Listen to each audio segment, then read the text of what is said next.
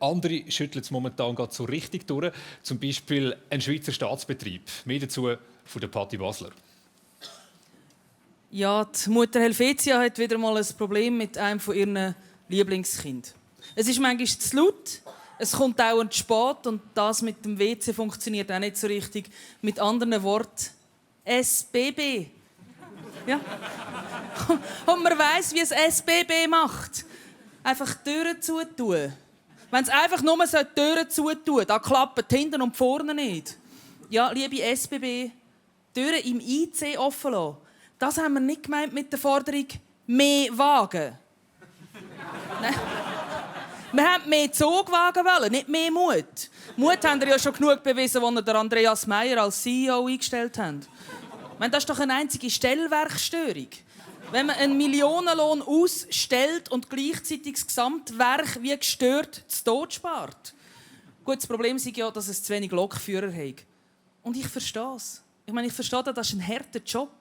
Man wird ja je nachdem unfreiwillig zum Dignitas-Mitarbeiter des Jahres. Und darum muss man halt die Leute am richtigen Ort rekrutieren. Zum Beispiel Zürcher Tramchauffeure. Dort werden ganze Linien nicht nur hintergezogen, sondern gestrichen. Ja, und mit Weichen kennt man sich auch bestens aus, wenn man in Zürich arbeitet.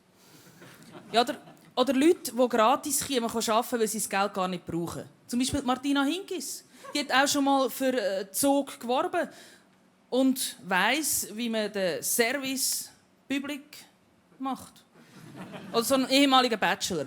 Der kennt sich wirklich aus mit öffentlichem Verkehr.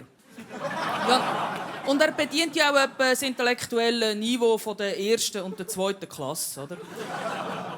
Oder Theresa May, die braucht auch wieder SBB, um sich darum zu kümmern. Und bei ihr wird sicher niemand den Exit schaffen. Und die Lokführer, die sucht man natürlich auch im Deutschen aus, zum Beispiel den Björn Höcke. Und der hat ja einfach gerne einen Beruf, wo das Wort Führer vorkommt. Und warum nicht der Andreas Meier selber? Als CEO hört er ja auf, aber als Lokführer könnte er mal richtig vorne herstehen. Er würde in der Schiene bleiben, er könnte das Leben in vollen Zügen genießen und er wüsste, Passagiere und das Personal, die stehen wirklich hinter ihm.